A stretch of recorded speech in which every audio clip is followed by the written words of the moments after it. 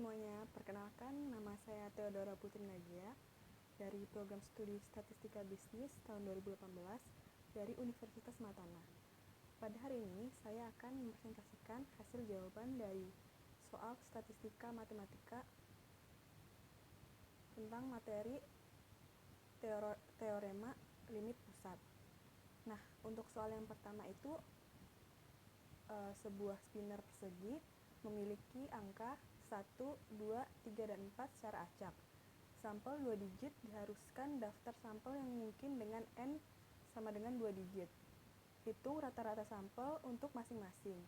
Buatlah tabel yang merangkum distribusi sampling dan probability terkait. Dan yang untuk yang A3-nya itu kita disuruh menggambar sampel distribusi tadi. Dan untuk soal yang B itu sama seperti yang A, tapi perbedaannya adalah kita menggunakan N-nya sama dengan 3 digit. Nah, kita langsung masuk pembahasannya. Untuk yang A1 itu kan dia ada nilai angka 1, 2, 3, dan 4. Terus yang diminta itu yang 2 digit. Jadi kemungkinannya itu 1 dengan 1, 1 dengan 2, 1 dengan 3, 1 dengan 4, 2 dengan 1, 2 dengan 2, 2 dengan 3, 2 dengan 4, lalu 3 dengan 1, 3 dengan 2, 3 dengan 3, 3 dengan 4, 4 dengan 1, 4 dengan 2, 4 dengan 3, dan 4 dengan 4. Terus untuk rata-ratanya, rata-rata X-nya itu untuk 1 dengan 1 itu 1, untuk 1 dengan 2 itu 1,5, untuk 1,3 itu 2, untuk 1 dengan 4 2,5, 2 dengan 1 1,5, 2 dengan 2 2, 2 dengan 3 itu 2,5, 2 dengan 4 itu 3, 3 dengan 1 itu 2, 3 dengan 2 itu 2,5, 3 dengan 3 itu 3, 3 dengan 4 itu 3,5, lalu 4,1 itu 2,5, 4 dengan 2 itu 3, 4 dengan 3 itu 3,5, dan 4 dengan 4 itu 4. Untuk rata-ratanya itu karena dia diminta 2 digit, maka jumlah dari 1 ditambah 1 dibagi 2, maka dapat hasil rata-ratanya.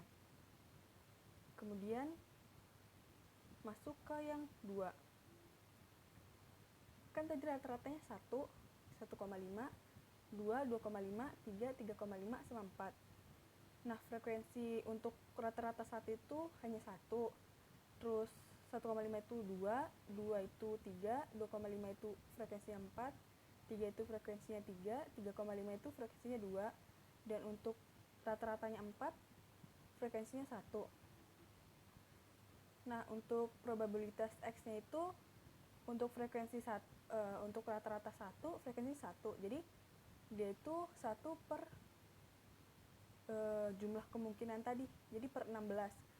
Dan untuk yang kedua itu 2 per 16, yang selanjutnya 3 per 16, 4 per 16, 3 per 16, 2 per 16, 1 per 16.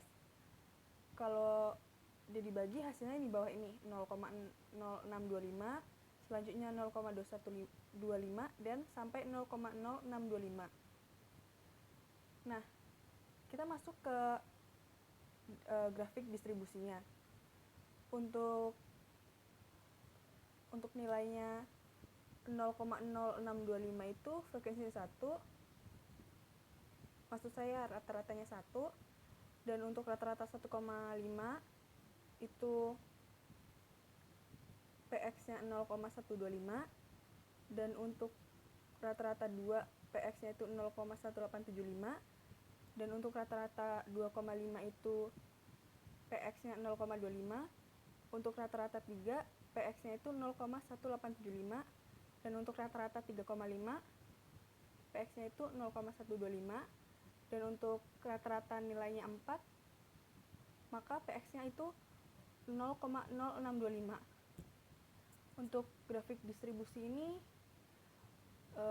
dia membentuk kayak lonceng distribusi yang normal gitu. Dan untuk yang B juga sama, tapi yang bedakan ini di sini dia 3 digit.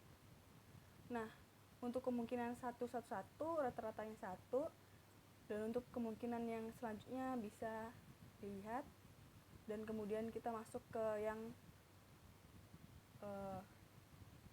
211 rata-ratanya 4/3. Saya buat pecahan karena dia lebih gampang gitu daripada dibagi kan. Terus sampai dia 2,44 dengan rata-ratanya itu 10/3. Nah, selanjutnya untuk yang dimulai dari 3. Rata-ratanya itu untuk 311 itu rata-ratanya 5/3. Terus selanjutnya untuk 344 itu rata-ratanya 11/3. Untuk yang dimulai dari 4 itu rata-ratanya untuk rata-rata 411 itu 2. Terus yang terakhir itu 444 rata-ratanya 4. Nah, di sini kita dapat sampling distribusi dari X-nya. X dari rata-ratanya 1 itu dia frekuensinya 1, Px-nya 1/64. Terus sampai yang X-nya rata-ratanya 4, frekuensinya 1, untuk Px-nya 1/64 juga. Nah, selanjutnya itu kita buat grafik distribusinya. Untuk rata-ratanya 1, nilai di sini 0,015625 sampai yang rata-ratanya 4 itu bisa dilihat sendiri ya. Nah, maka untuk soal nomor 1 sudah diselesaikan. Maka kita masuk ke soal yang kedua. Di sini soalnya itu sejumlah sampel ukuran N diambil dari X, PO 2,5 sekitar 5%. Dari rata-rata sampel kurang dari 2,025, gunakan teorema limit pusat untuk mencari N. Nah, solusinya itu kan di sini dia distribusi Poisson. Di mana distribusi Poisson itu untuk mu sama standar deviasinya itu sama-sama 2,5. Tapi kalau standar deviasinya itu kan akar dari 2,5 itu, maka hasilnya itu 1,581. Nah, intinya itu kan untuk PN kecil dari 2,025. Nah, kita masuk ke langkah selanjutnya, di mana rumus Z itu adalah X kurang mu per standar deviasi. X-nya tadi kan 2,025, dikurang mu-nya itu 2,5 per standar deviasinya itu 1,581. Maka hasilnya itu min 0,475 dibagi 1,581.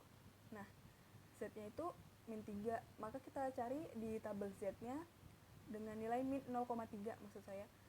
Maka hasil Z-nya itu adalah 0,3821.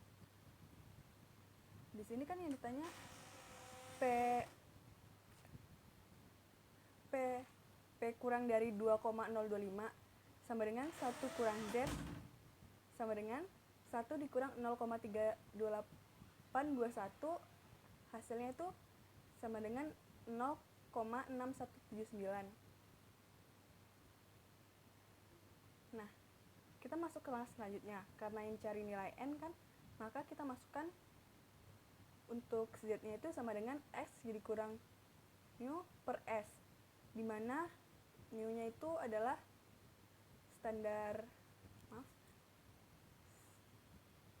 deviasi per akar N. Maka hasilnya itu adalah 2,025 dikurang 2,5 per 1,58 dibagi akar N. Maka hasilnya adalah 0,3821 sama dengan 0,475 dikali akar N per 1,58. Maka 0,38821 sama dengan 0,475 dikali akar N per 1,58. Selanjutnya 0,6037 sama dengan 0,475 dikali akar N. Hasil dari akar N itu adalah 0,6037 per 0,475. Maka akar N sama dengan 1,2709.